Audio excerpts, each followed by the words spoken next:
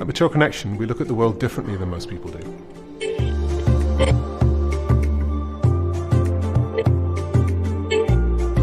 Brands come to us when they are facing a material problem. Maybe they have a great idea, but aren't quite sure whether there's a material out there that's going to support their needs. A client may come to us saying they need a material that can be perhaps more sustainable or more stretchy or bouncy.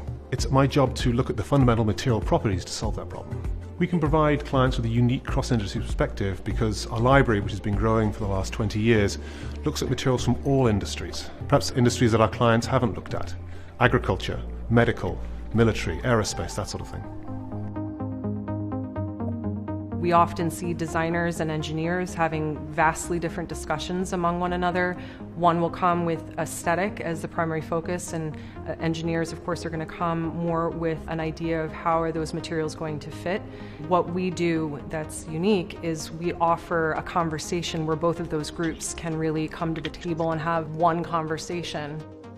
For me, there's no other place like Material ConneXion. We have a depth of material experience through our library, and our material research that is unparalleled anywhere else. I think it's fair to say that we're a partner rather than a service outsourcer. What's changed the most about Material ConneXion since its inception is the way we collaborate with our clients. We are working with them end-to-end on product development, identifying ways that we can make their product better, stronger, lighter. It's a completely different experience. It's a collaborative experience.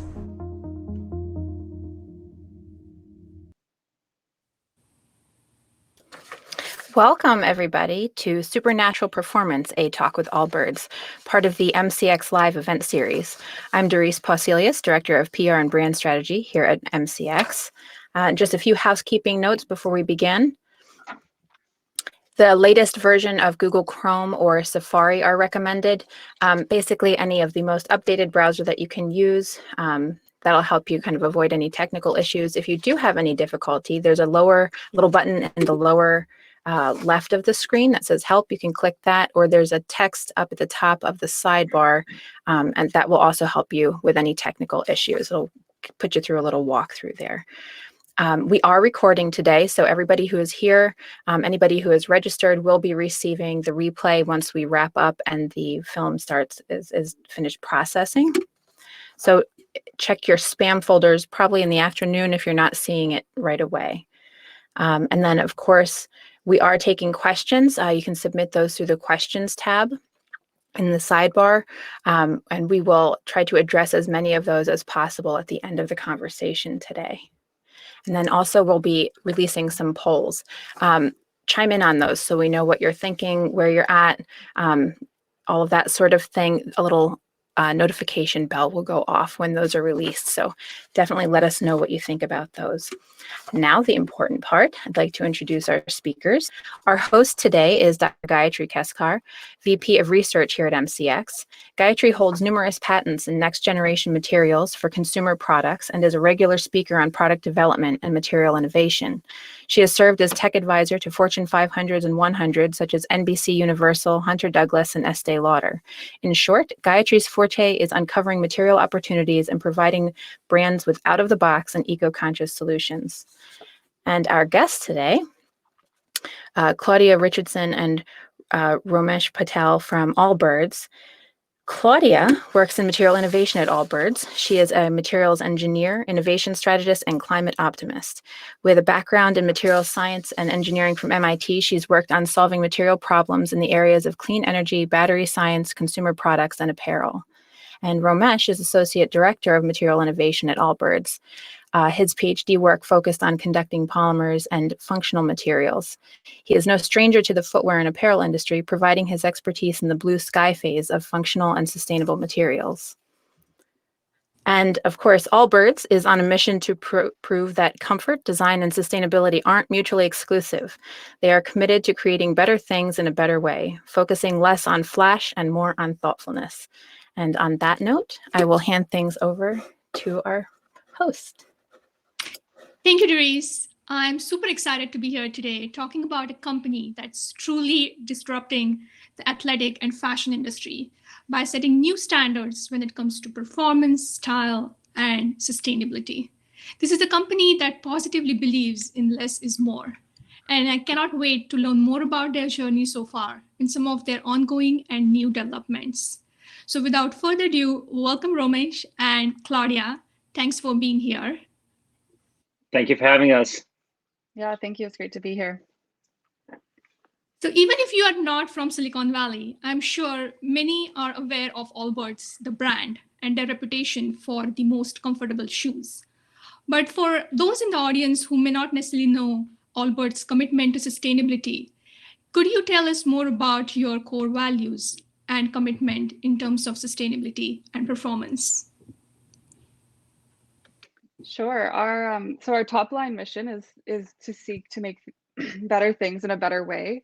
And I think in the last year or so, we've identified that to mean that we are using our business to help reverse climate change through offering better products. And I would say carbon footprint is driving that in the biggest way. So we know that carbon is the greatest priority for environmental impact, for urgency to the planet, and it's also the biggest lever that we have in the footwear industry as a whole, and at Allbirds to impact the acceleration of climate change. So yeah, I'd say carbon is in everything we do, and that's the baseline of our sustainability mission.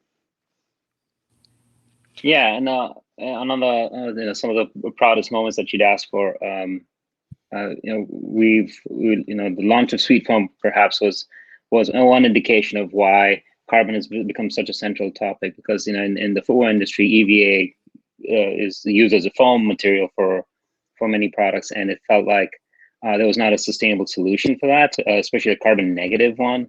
Mm-hmm. And Allbirds, I think worked tirelessly at that time with a very small company, going up to the big chemical companies to say like, hey, can you make this for us? We're yearning for this. We really want to make our footwear more sustainable, because that's a one component that it works on the upper, and every other component, but the foam was something that like there's just no big solution out there. So when there was no solution, they went out and created it. And I say they because this was even prior to me joining Allbirds. And I remember seeing it as like, hey, wow, this is such a small company, like doing something very disruptive for the footwear industry.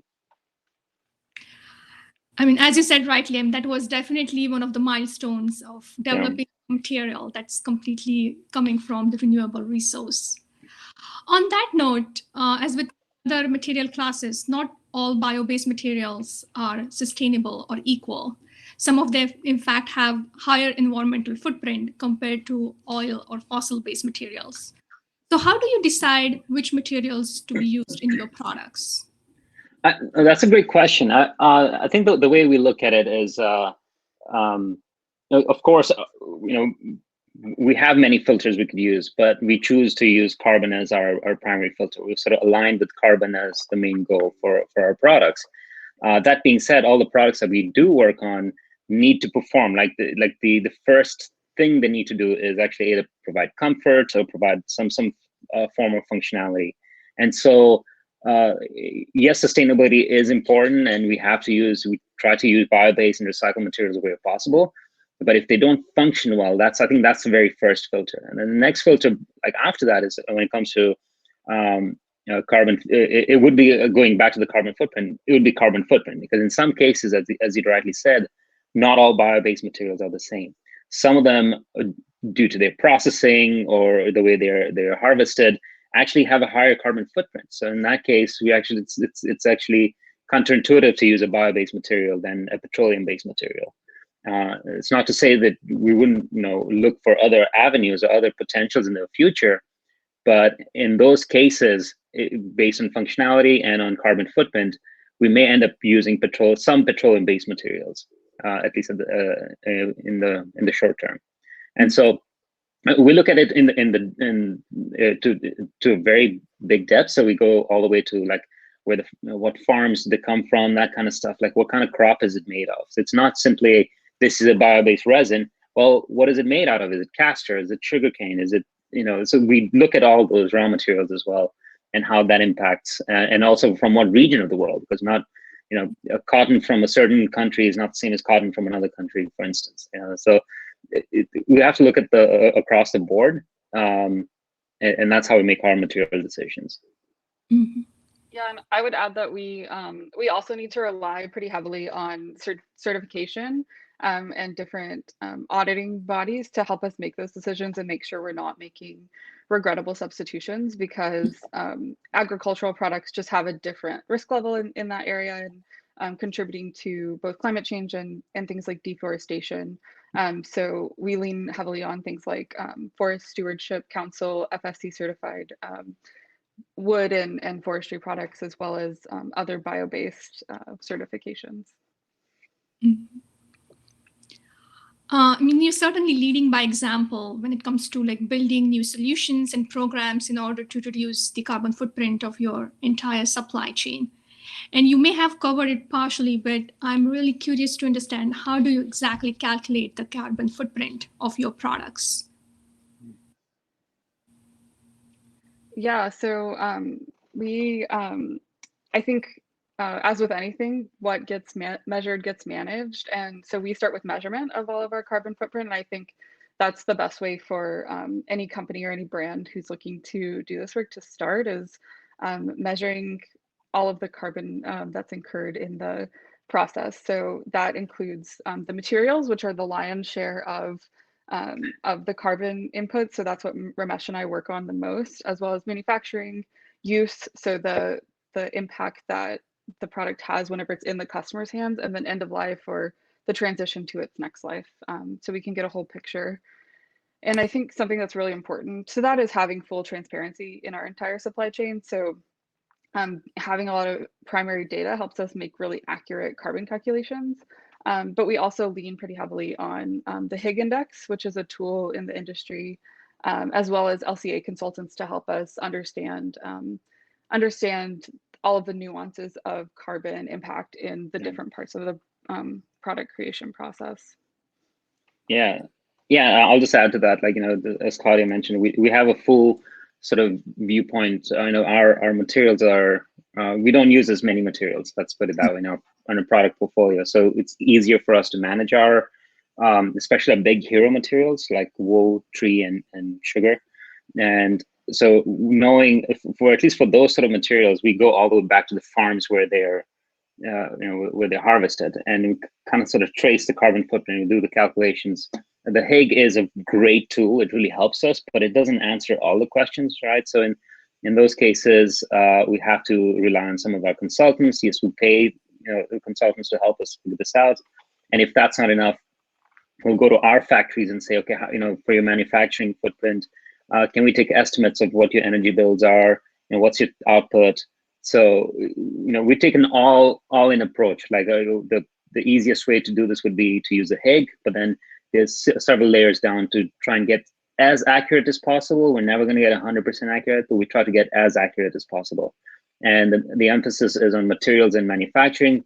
That I think would constitute about 80 to 85% of the carbon footprint, and then the rest is on, end of use, transit, things like that. Which obviously we try to make smarter decisions there as well, but we have less of an influence on that. So in a nutshell, that's how we calculate the carbon footprint. And I'm pretty sure in the process, it's the collaboration between different members of the supply chain and transparency among them must be playing a really key role to make sure you have the accurate data. Yeah, and we don't, it's almost becomes table stakes now that we've put the carbon footprint on our shoe, because on all our products, not just our shoe, but even our t-shirts, this has become table stakes for working with Allbirds. Like, you can't have a vendor show up and not be transparent. That's just not acceptable anymore for us. It's not because we're being stringent on it. It's because we have to answer to our customers. We put our numbers on our products. So we need that transparency. So that's just become table stakes for any vendor to come and work with us. And what is Allbirds Carbon Fund? Yeah, so as we've been talking about, we measure all of these carbon inputs, and we're not a carbon neutral company from the beginning. So the fund is sort of, we can think of it like a self-imposed carbon tax, which allows us to, while we're reducing as much as we can and driving the carbon down for the product, there's still a margin left over. So we use the carbon fund to offset that through various programs with different partners. And that's different carbon reduction outside the supply chain, like planting trees, investing in wind energy, and a lot of different other initiatives. So we use the carbon fund to offset the overall carbon impact, so we can be a carbon neutral company while we're always driving the carbon of our product production process down. Some of us have read about your recent press release about investing $2 million in natural fiber welding. It's a company who's creating a new class of materials that are derived 100% from plant-based ingredients, while still offering superior strength, design flexibility, and the most important, inherent circularity. So apart from the evident interest in their 100% plant-based leather alternative, how and when this journey started for you? How do you determine who you should be working with? And what might be some of the challenges of incorporating these unconventional, as you said previously, starting with the sweet foam to, like, plant-based alternative in your current? Yeah, I think, the investment in natural fiber welding earlier this year has been one of the most exciting and proudest moments for me so far. And I think that the process of partnership always begins sort of like, what can we do for each other? And I think that's both, how do we work together right now, in the season that we're working on, as well as how do we work together later? So for setting up a long-term partnership, making sure that we have a long horizon of collaboration opportunities. And we really saw that in natural fiber welding and in their technical team and their the IP portfolio that they've built. And of course, we're extremely interested in the leather alternative that we're taking to market as plant leather. And I think being so excited about how it's set apart from other alternative leathers with no use of petroleum and no use of plastic, which was a first in the market for me to see. In terms of these new collaborations, what do you think is that Allbirds make a desirable partner for not only just material startups, but also like giant corporations like Adidas? Yeah. So I think our biggest advantage that we bring to partners, but also large companies, small partners, startups across the board is speed. Allbirds is a very, very fast growing company, but also functioning company. Like all our, going from like innovation all the way to launch. It's a very fast process internally. So I think the promise of speed, the promise of launching and also launching on time, and the promise of marketing. I think that's something that our marketing team gets actually very little credit. They do a fantastic job of getting the PR that they generate for Allbirds, and that all helps to sell us. Makes it our life easier to sell to a new partner. It's like, hey, you should work with us because these are all the things that could happen. And I think the Braskem story is by far the best indicator of that. At that time, as I said, the Allbirds was a very, very small company, and they went down. My boss would say the story much better because he actually lived it. They printed a newspaper article. Allbirds had just at that time gotten the most comfortable shoe, like second day of after starting as a company. They got a Time magazine article, most comfortable shoe. And so what they did is like they took a Wall Street Journal paper and made a fake Wall Street Journal paper for Braskem and said, okay, we printed it out, and they showed it as like, listen, we could write the story in about 2 years if you just like believe in us and help us like work with us to do this, to make this EVA, bio-based EVA. And sure enough, that happened. Like it just within that same time frame, we had a Time magazine article with Sweet Foam again as one of the key innovations that was highlighted. So the marketing helps, the size. We're not too intimidating. With some of the large companies, that's a problem. Is that with smaller companies, especially startups that have very unique and like amazing technology, the question quickly turns to like, great, how can you make me 100 million t-shirts or 100 million pairs of shoes? And that's just like, it's so intimidating for new startups, technology startups. So I think that's something we offer. On the flip side, for bigger companies, I think it's the promise and even a way of working that's really fast, and to see, like, they almost can start seeing how, if a small company can do it, why can't we? So kind of mentality.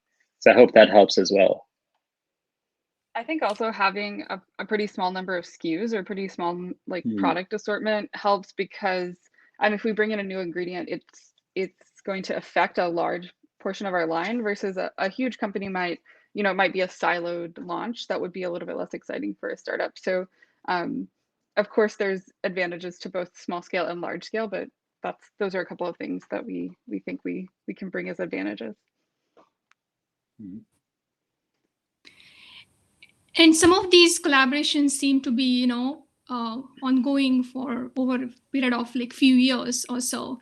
Do you think that that's standard? You prefer to start early on in terms of having that clarity or access to the materials, the sort of process technology that's been used during the development of the product, to further take it to the market? Or do you prefer to, first see the maturity of the technology and, its readiness level before you actually get on board with these companies?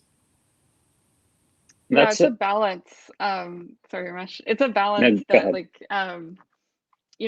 of course you want to see the product proven out, but if you wait until that phase, you don't have any opportunity to impact as the brand. So if we partner really early on, we're able to kind of hold hands in the development and build a stronger product. And it of course, that means that there's a lot more work behind the scenes than just waiting for something to get baked and buying it off the shelf. But I think Romesh and I found that it's much more rewarding to be able to work through that long process.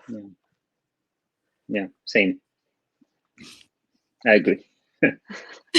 And I think, so I guess whenever we find startups, they're usually either in kind of an ideation concept phase, where if, for instance, if we're making a physical product, they can make maybe like 10 kilograms of, polymer, or 10 kilograms of product. Or there's, the next phase is huge volume. So it's advantageous for startups to work with brands as well in that early phase, because it can help guide the process to scaling up. And usually working with a brand also helps startups be able to unlock capital better by having interest. You can attract better or more VC funding or whatever funding you're pursuing. So I think it's often a symbiotic relationship at that phase.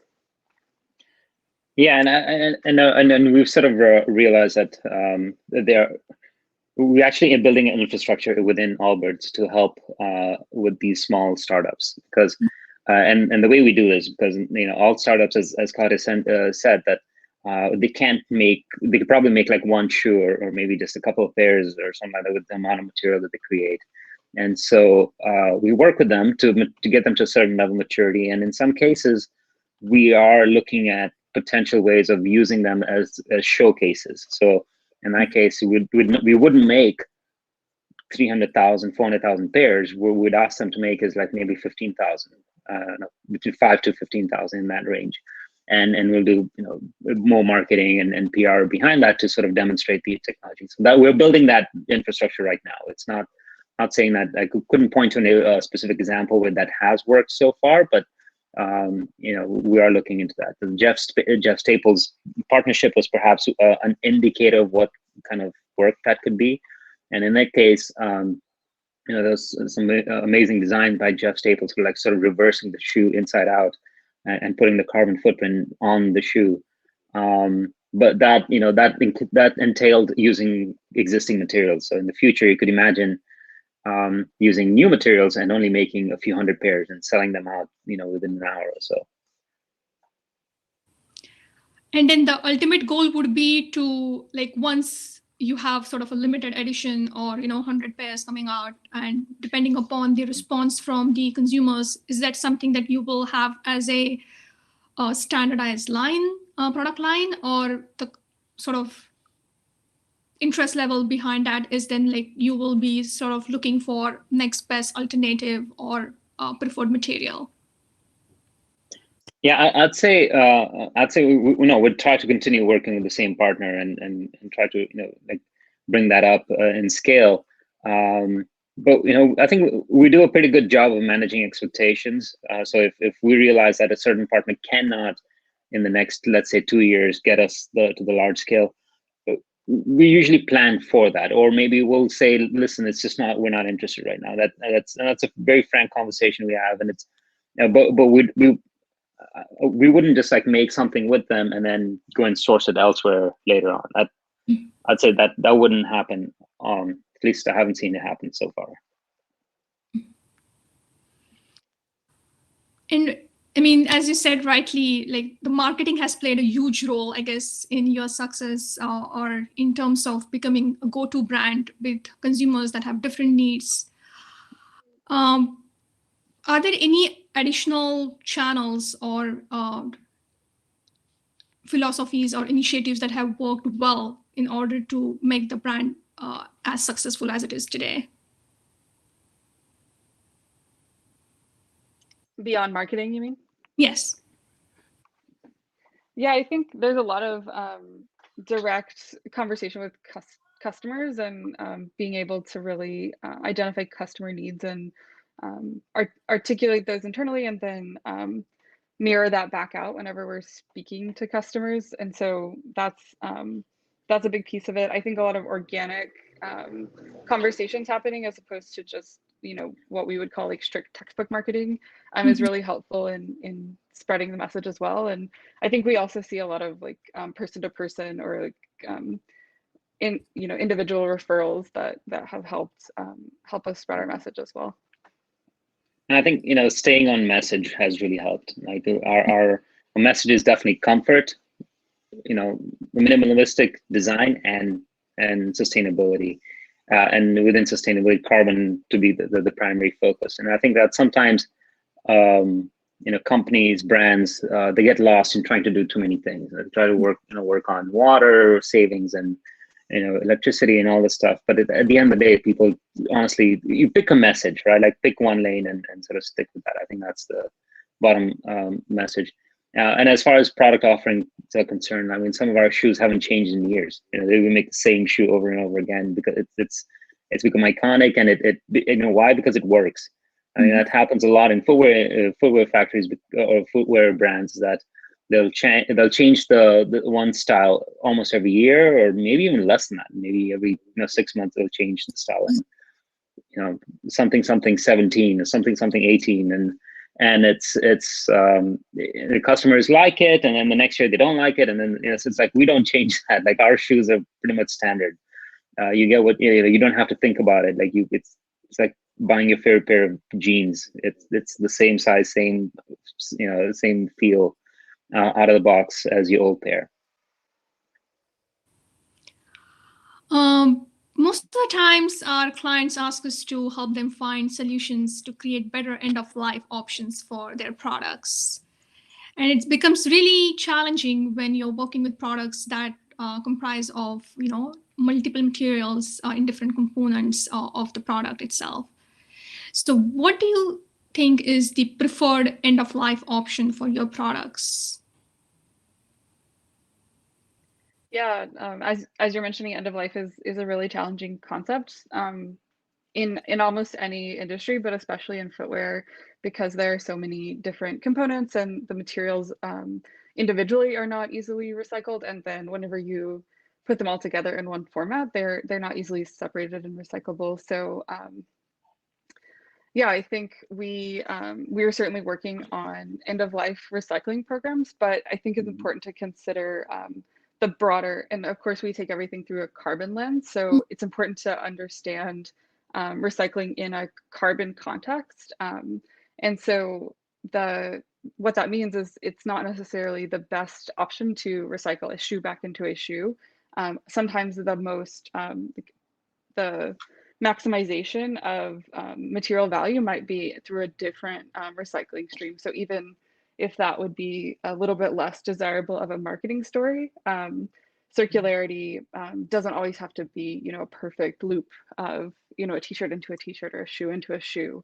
And we find those examples sometimes are what we call extravagant circularity or circularity for circularity's sake. So we try to avoid that and make sure that we're looking at recycling through a carbon lens.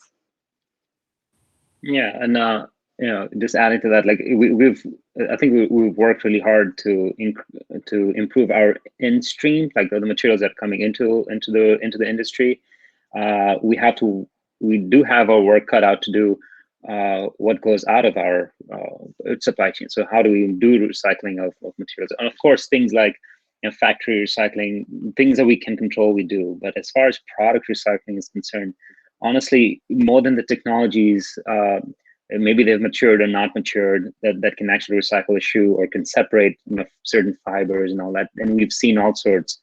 The biggest challenge there is collection of shoes. It has nothing to do with technology and all that, or how we implement it again. Now, I know a lot of the brands have tried to make a fully recyclable shoe, and they use the same materials. So we can't.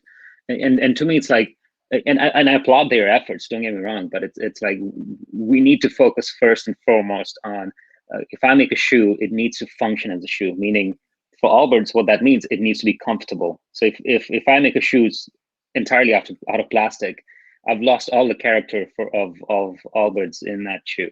It doesn't have the same breathing properties or performance. It might function really well as a running shoe, but not so much as an Allbirds, like casual walking around shoe. So performance it can't lose its primary benefit.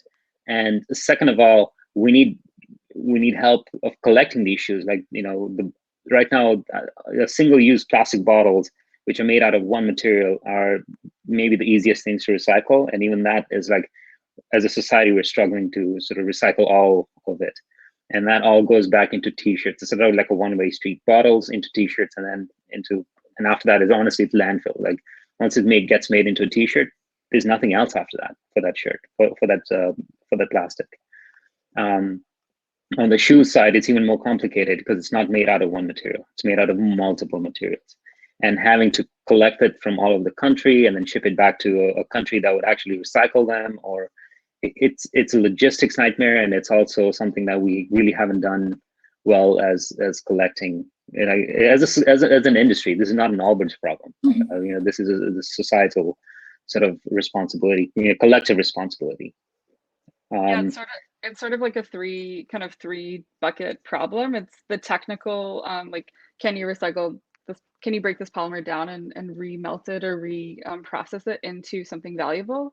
Then it's a consumer behavior problem. Like, will people return their items and be motivated to help collect things into single streams? And then it's like a broader industrial problem. So I think since all three of those are fairly complicated, it's an interesting problem for us to tackle as an industry together, because this is clearly a pre-competitive problem. Like, there doesn't necessarily need to be competition. So it's something that we're working on in the bigger scale.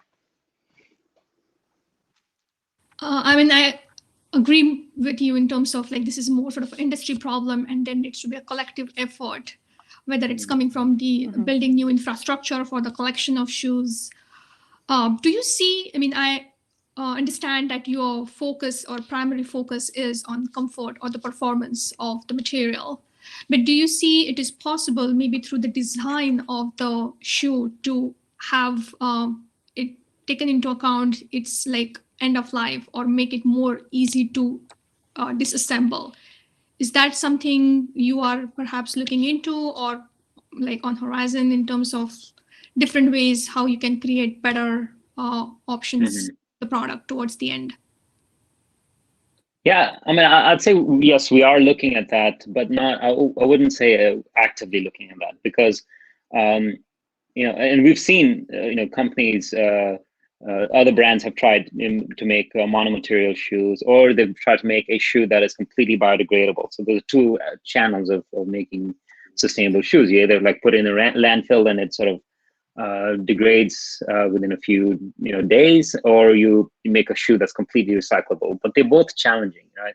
And like, to me, it's like what both of them are missing is the delight, the consumer delight of making or putting on a shoe. It's like, most of the shoes are white. Why are they white? It's for a good reason, because what color tends to make the shoe not sustainable, not biodegradable in many cases, and also the dyes are not biodegradable. And in other cases, they're in the recycling, it's considered an impurity when you're trying to recycle back into a new shoe. And so they're all white for one reason. It's like, well, fine, the white shoes have a following, but that's not the answer. Like, you're sort of designing around the sustainability. And to me, the most impactful sustainable materials are the ones that the designers don't have to compromise on. To me, that's the holy grail. And then, like, I always tell my designers, my team of designers, like, don't design around the imperfections. If it's imperfect, we'll go back and work on it. And if it's not ready, it's not ready. But I don't want them to have a design constraint. Why? Because at the end of the day, the customers don't buy a sustainable shoe. Allbirds makes a sustainable shoe, but they don't buy a sustainable shoe. They buy a comfortable shoe, or a shoe that they want to wear on, to work or wherever. Yeah, so I'd say we can't lose sight of the functionality. I think that's primary, even more than the sustainability and recyclability. The functionality is primary. And so if we can find technologies that can help us maintain our functional aspects, but also help with the recyclability story, we're all for it. We're not opposed to it at all.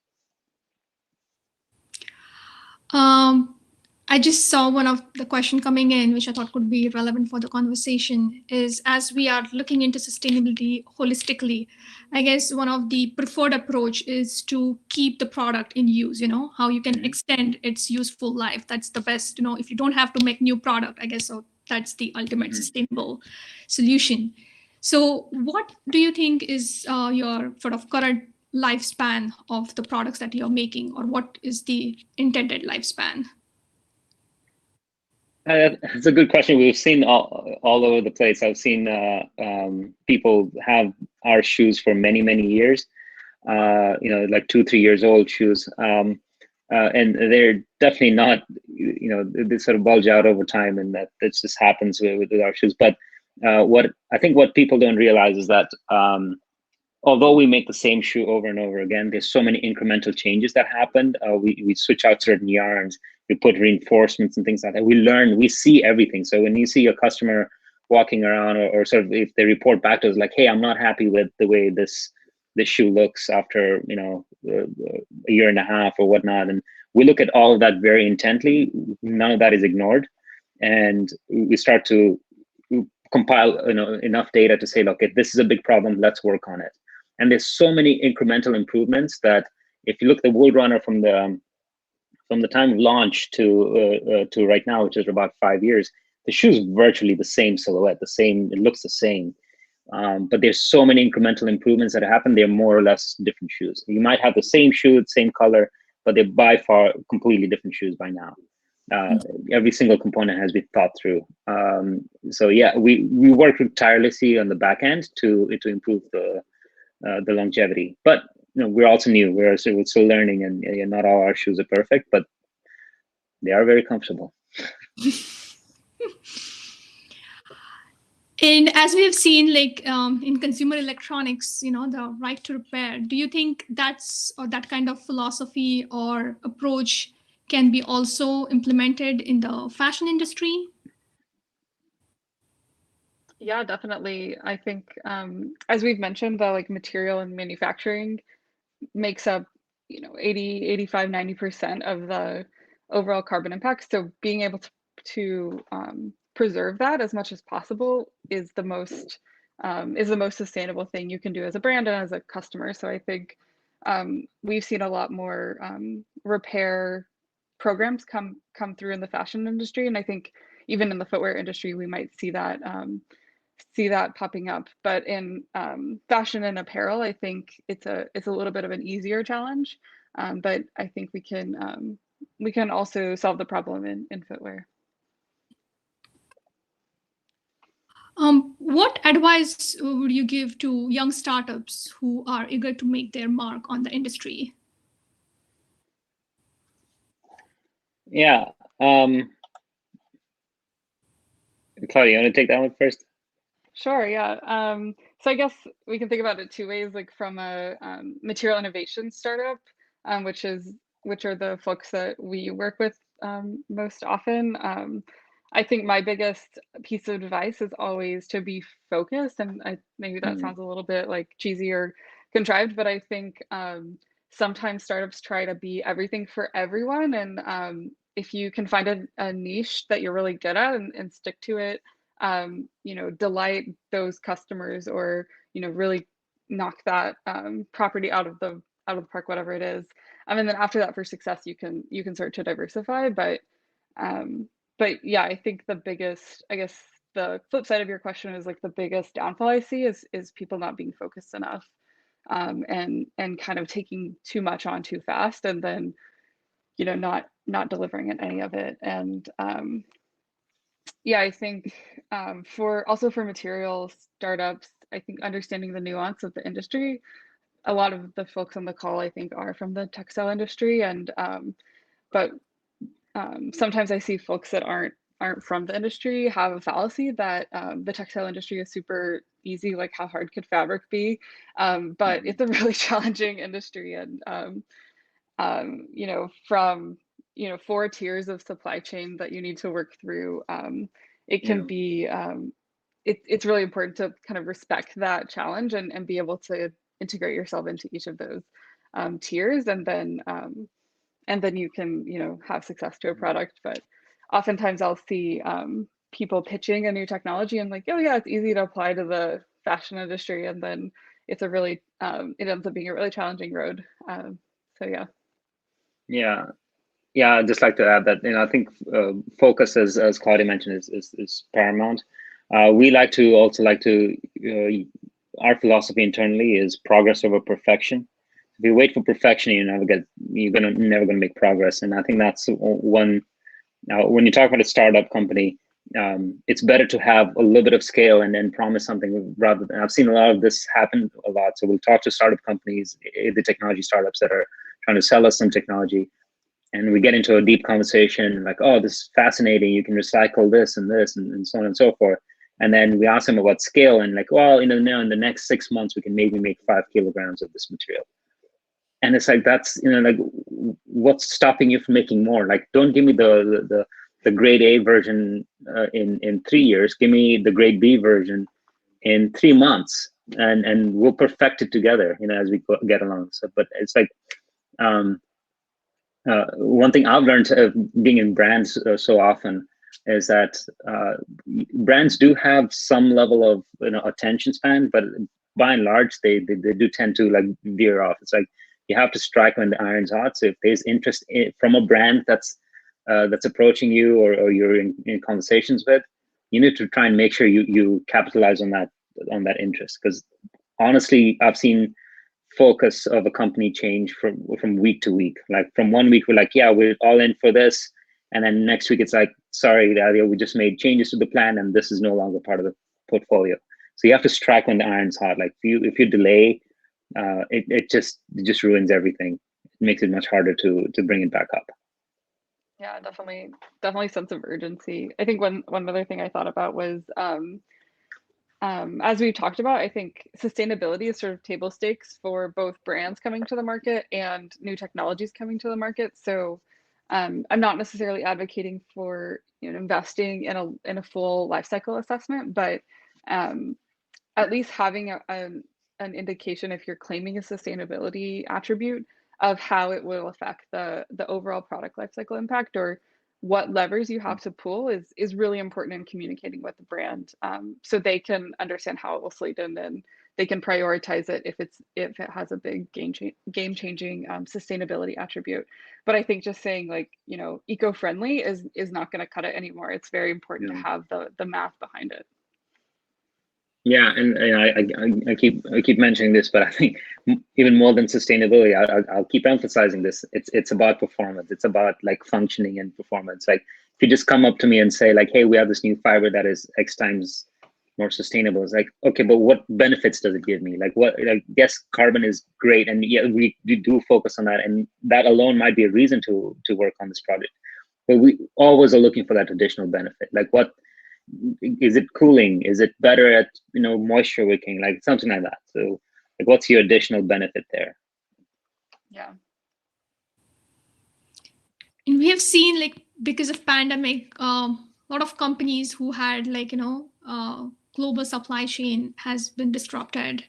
So how do you think pandemic affected Allbirds, or did you take already that into account in terms of diversifying, so you see minimal impact of the outside conditions?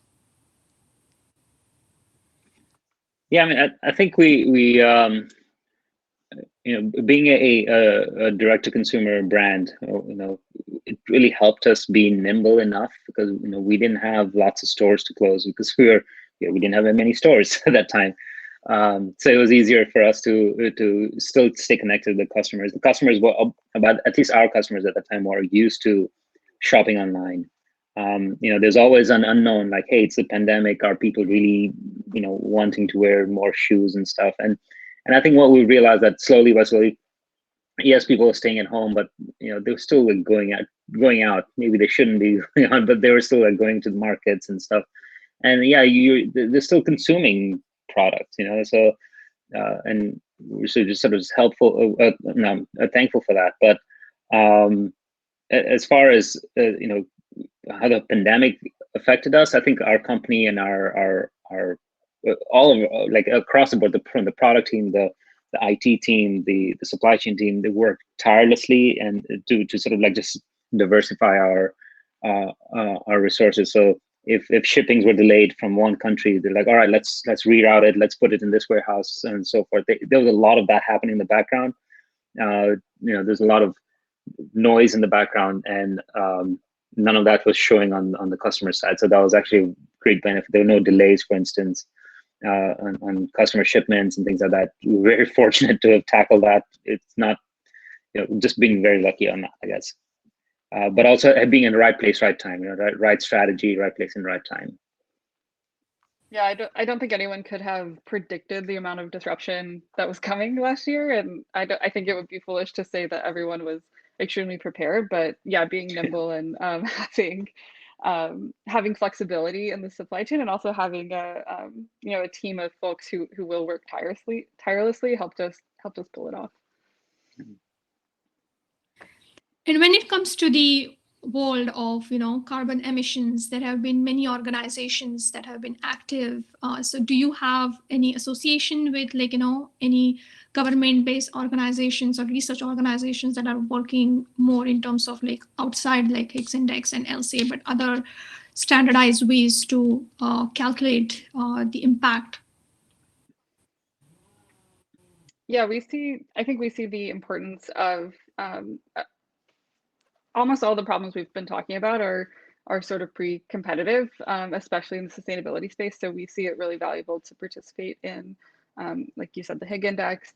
There's a group called Textile Exchange that has a lot of rich collaboration, as well as other, beyond just the footwear and apparel industry, working with folks to shift how we think about different types of carbon. And this is all still an evolving space. It's not just we keep saying, it's important to do the math, but it's not actually as simple as sticking numbers into a calculator and getting an end result. Like, you also have to build the calculator. So I think in that process, it's been super important to have collaboration from academia, from governmental organizations, as well as other industry collaborators. Yeah, and having very good relationship with our factories really helps. Because honestly, that's where the numbers really originate from, right? They're the ones feeding us the data on carbon usage, production energies, material weights, and what kind of footprint they have, and LCAs and things like that. So being fully connected with our factories really helps. It might sound very unwieldy for larger brands. If they're making, I don't know, 1,000 new types of new designs of sneakers every quarter, it's hard to manage that. But in our case, as I said, having a curated, very simple line of shoes, that really helps, because we don't veer off too much. We sort of straight to on the message and with respect to our products as well. I mean, Allbirds, you already have been a very rewarding journey, have had a very rewarding journey. So what's next for the company? Are there any interesting developments that you can share with us? Yeah, I think our focus is always going to, like, you're probably sick of me or us talking about it, but our focus is always going to be on carbon reduction and kind of high.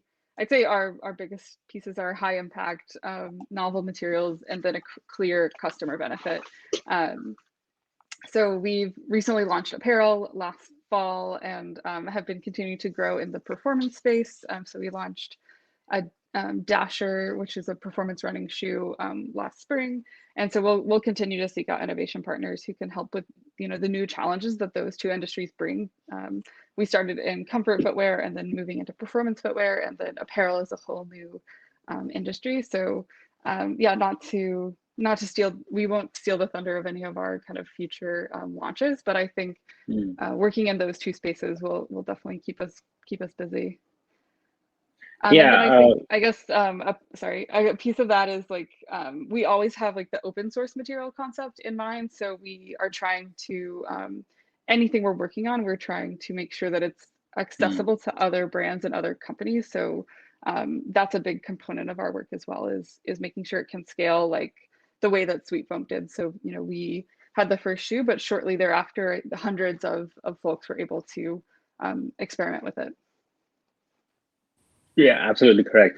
As Claudia mentioned, our focus is going towards performance, and that's one of the reasons why we're doing that. Is of course it's tapping into a market that is pretty rich, but also we're trying to demonstrate that, look, in order to make a performance running shoe or performance product, you don't have to use synthetics. You don't have to rely heavily on synthetics. We use a little bit of synthetics as well. But you can make a great performance running shoe from a bio-based foam. That is completely possible, and you can do it profitably. This doesn't have to be a one item on your product offering, one of 100 items. This is actually it's a platform in its own. Because Allbirds started as a casual shoe company, and that's what people are using it as for the longest time. And it's like, all right, fine, it's easier to make a sustainable casual shoe. What about a sustainable performance product? Something that doesn't, they can actually withstand like 300 miles of running, 400, 500 miles of running, which the Dashers do actually. We actually tested it, and it was like, beyond 500 miles of running per person, and the shoe was completely fine. So I think that's if there's one thing to take away from this conversation and what to look forward to in the future, would be the emphasis on performance. Of current products, but also of future products. That's a great takeaway. Just a follow-up question on that. Like in terms of the performance shoes, we know like comfort has been the most driving factor for you. But when it comes to performance apparel, what kind of property attributes you're looking for? Yeah, so I saw that question, and there's some questions about DWR and moisture management. I think all of those mean certain things, but at the end of the day, we care about comfort and performance. So we look at moisture management, we look at abrasion, wicking, DW or water repellency. But I think the biggest measure of success is if the customer or somebody who's feeling it can say, oh, wow, I feel something different. And sometimes that's a little bit intangible or a little bit abstract, but that's our job, is kind of translating that sensation into measurable impacts in the lab. I think we have gone through most of the questions here. I mean, I wish the conversation can go on because it's really interesting and inspiring. But I want to be mindful of everyone's time here and would like to wrap up the session on a positive note. And Allbirds has started this journey, and they're educating consumers more about the carbon footprint of their products and making sure that they have the right information to make the educated choice. But this is just the beginning. I think as the materials and consumer habits continue to evolve, there is a bigger opportunity here for all the companies and businesses to be more transparent and take a deeper look at their own supply chains and publish details around their carbon emissions. Because this can create a healthy competition that can lead to further reducing the carbon footprint of the entire industry. And I think that would be a collective win for all of us. Thank you, Romesh and Claudia, for your time and active participation. It was really lovely having you here. And thank you everyone who joined us. You had some really great questions in there. The ones that we didn't answer, we will make sure to answer them after the webinar. No, thanks for having us. Yeah, thanks for having us. And thanks for all your great questions, Gayatri, and also everyone who wrote in. Yep. Yes, thank you. Thank you, everybody. I was going to say thank you to our host, Dr. Kaskar, for leading today's talk, and a really big thank you to our buddies over at Allbirds, Claudia Richardson and Romesh Patel. Before anybody signs off, please chime in on those polls if you haven't already. We love to hear your input. It helps us kind of gauge what you want to hear about next time, lets us know what we should be looking at. So sign in on those before you head off today. There is going to be a recording sent to you via email. So if you're here, you're going to get that recording probably in about an hour or so. If you don't see it, check your spam folder. And then, of course, I think it's a pretty obvious one, but to learn more about Allbirds comfortable and sustainable footwear, please visit allbirds.com. And to get in contact with us, of course, we're at materialconnection.com. For any questions or comments about today's event or anything in general, you're allowed to email me. I am behind the PR email, so pr@materialconnection.com. You'll get a real person. I promise I'll answer you. Thank you, everyone, for joining. Again, sign in on those polls. Thank you so much, Claudia. Thank you, Romesh. Have an awesome rest of your day, everybody. Take care.